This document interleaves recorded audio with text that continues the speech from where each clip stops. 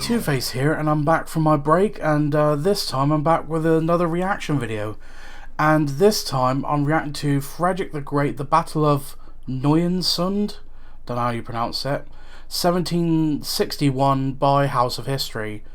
Now, if you haven't seen my reactions to the other episodes in this series about Frederick the Great, I suggest you check them out before checking this one out. And the usual disclaimer when I react to anything historical, if I don't show so much what is considered a proper reaction, is probably obvious I don't know much about the subject at hand, and if I do know anything, I will most likely pause the video to give my input or ask any curious questions, which hopefully will be answered in the comments below. So, with that being said, the link to the original video will be in the description down below. Please go and subscribe to House of History, another amazing history channel here on YouTube, which I think deserves more support. And yeah, without me rambling on too much longer, let's get this up on the screen and see what happens this one. Oh, and for these, before I forget, you should know by now, for the videos in this historical series, I got the captions on. This is all the advantage we have derived from that dangerous and bloody battle. I suspected what was going to happen, and I am very sorry to have been proved right. Sorry, just not something over. Following the triumphant yet yeah, because for a lot of this war, the Austrians, or the Habsburgs, Austrians, have been on the front foot. So Prussia, has had it really difficult so far from the Austrians, the French, and the Russians. And now Sweden threatens Prussia. So, but after the Battle of Torgau, it was nice to see the Prussians have a victory after so many defeats, and especially with Frederick the Great's health not exactly looking that great. But now let's see how they deal with this threat. Incredibly costly end of the 1760 campaign, Frederick the Great sought refuge in the city of Leipzig during the winter of 1760 to 61. There, he tirelessly toiled to rebuild the strength of his person and his state, readying himself for the ongoing war that lay ahead. Despite his companions' unwavering support, the king's spirit was burdened with melancholy and a sense of withdrawal, causing him to look far older than his mere 49 years. In spite of fervent hopes for peace, suppose that all that stress will do that to you. The tenacious Austrians and French refused to lay down their arms and persisted with the war. You always get a sense of feeling, I'm probably being Captain Obvious here, but it just feels like that not so much the French but the Austrians just seem they want to wipe Prussia off the map, because they've been so aggressive towards Prussia. And I'm pretty sure it's more than just because the Prussians took away Silesia from the Habsburgs. But then again, I'm probably wrong about that. Meanwhile, the Russians had welcomed their latest commander, the Tsarina's beloved, Alexander Borisovich Buturlin, to their ranks. Marshal Daun, still recovering from the wounds sustained at Torgau, anxious to resign and more static than ever, was in command in Saxony. His more audacious subordinate, Laudon, aimed to join forces with a Russian army led by Buturlin, eagerly seeking to achieve a second Kunersdorf and vanquish their foes. With the next campaign on the horizon, the Austrians planned to keep 60,000 troops stationed in Saxony under the ever-vigilant Daun. Simultaneously, they aimed to reinforce Laudon's ranks in Silesia with no fewer than 72,000 soldiers, all prepared to launch a grand and unrelenting offensive alongside the mighty Russian army. Frederick foresaw that Silesia would become the most active theatre of operations and concentrated his best and most complete regiments totaling around 55,000 soldiers in that region. Meanwhile, Henry took command of the 28,000 Polish troops left in Saxony, while 14,000 men were posted in Pomerania, defending the vital port of Kolberg against the Russians. Under General Pyotr Rumyantsev, these laid siege to the stronghold in August. Despite Frederick's best efforts to keep his two formidable enemies at bay, his plans ultimately failed. He even missed a golden opportunity to attack the Russians at Liegnitz on the 15th of August, a move that in hindsight proved wise.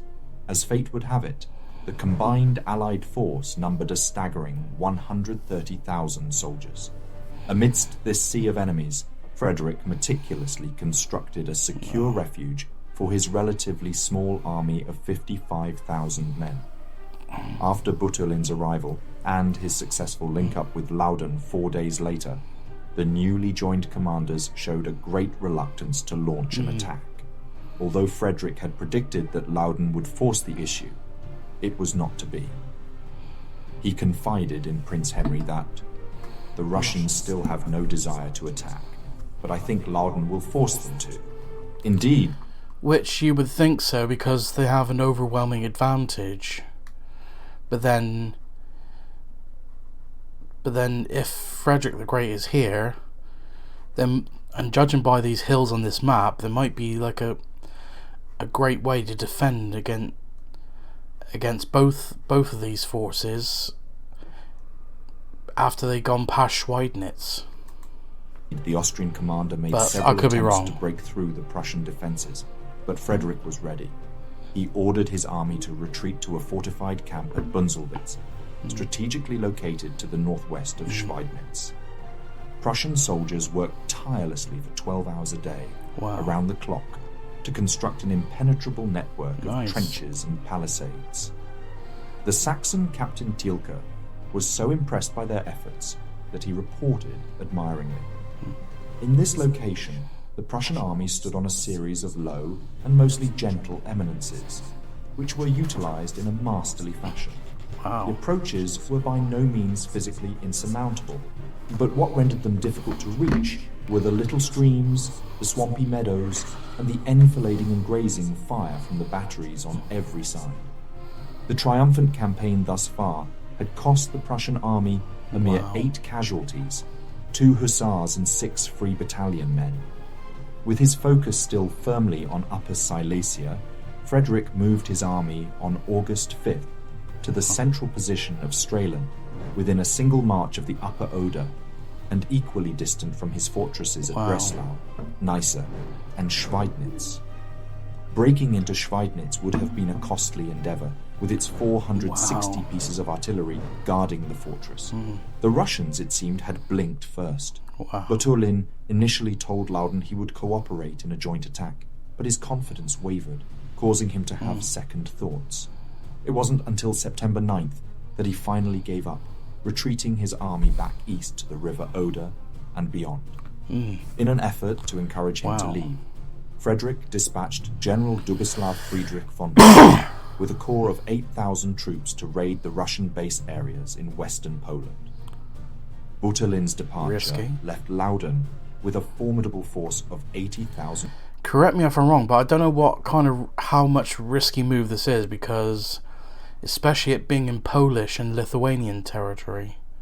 Because isn't this, if someone can answer, isn't this when the Polish-Lithuanian Commonwealth was at its peak, should I say? Or was that later on?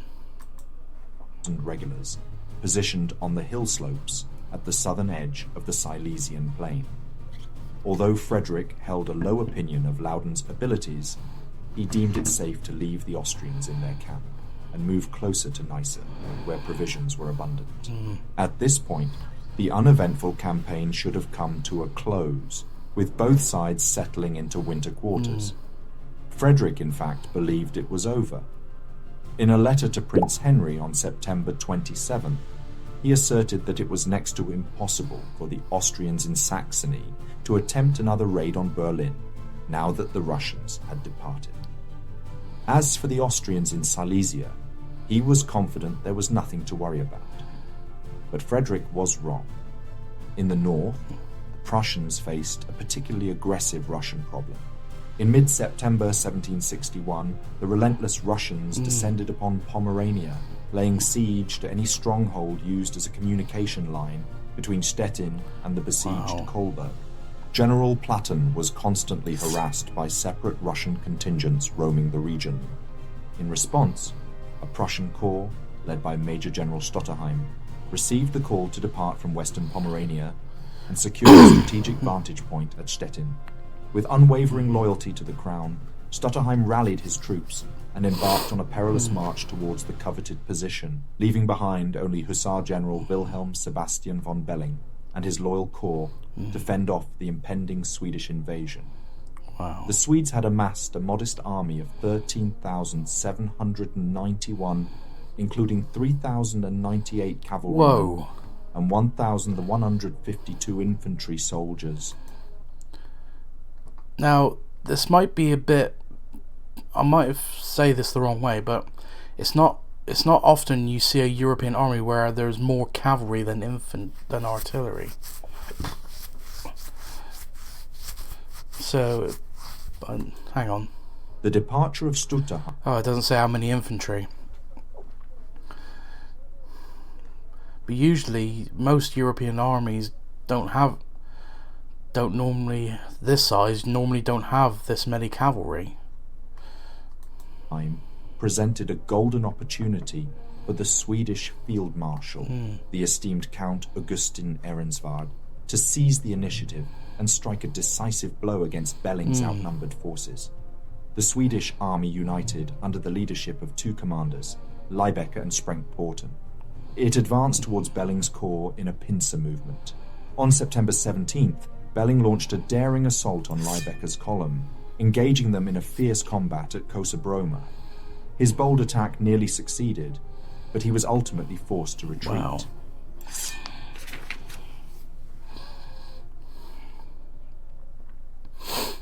Undeterred by this setback, Belling withdrew towards Rothermühl, where he was to be joined by two grenadier battalions sent as reinforcements from Stettin. A force under Baron von der Goltz was meant to delay Lybecker.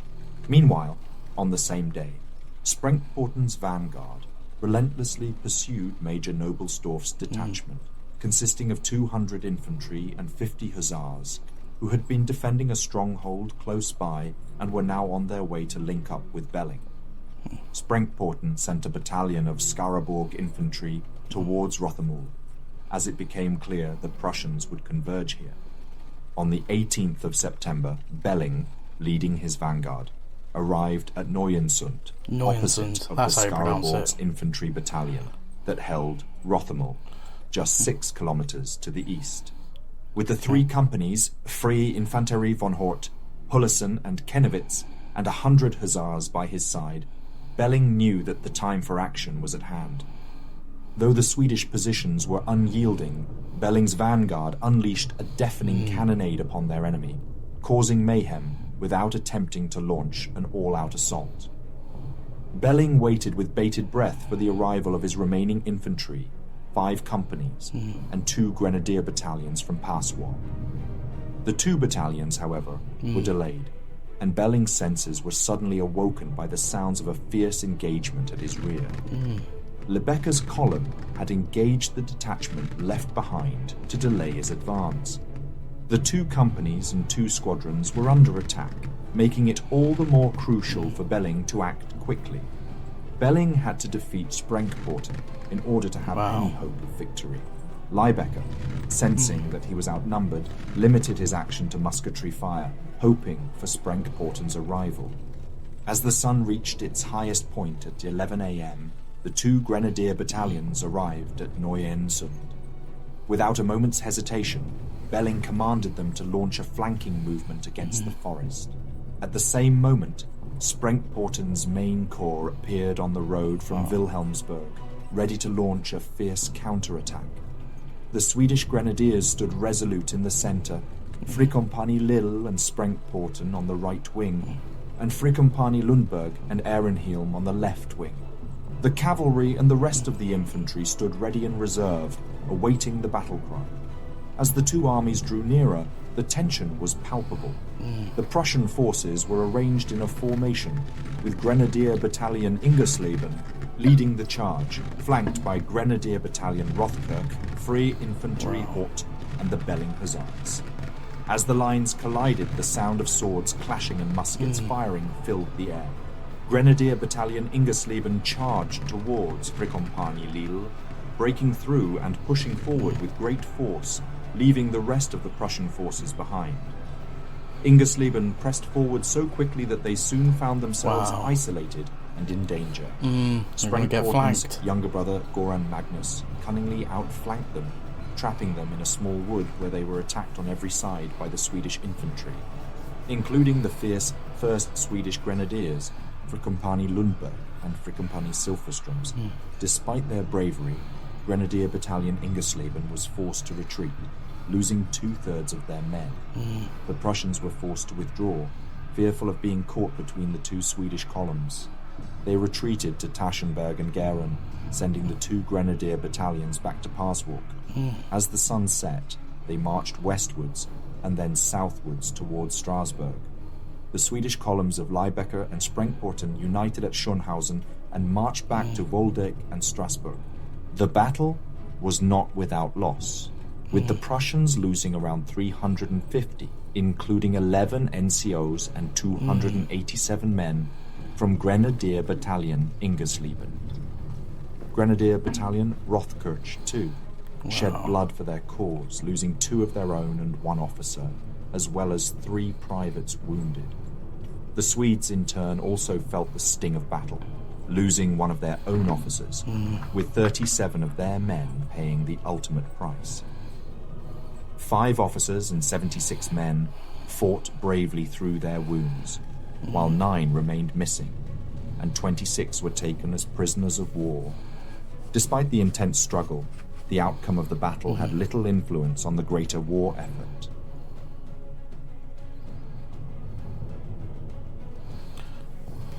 Wow. Have I really been at war with the Swedes? In all seriousness, the envoys replied in the affirmative. Oh yes, I remember now, answered Frederick. My Colonel Belling had some dealings with them. Wow.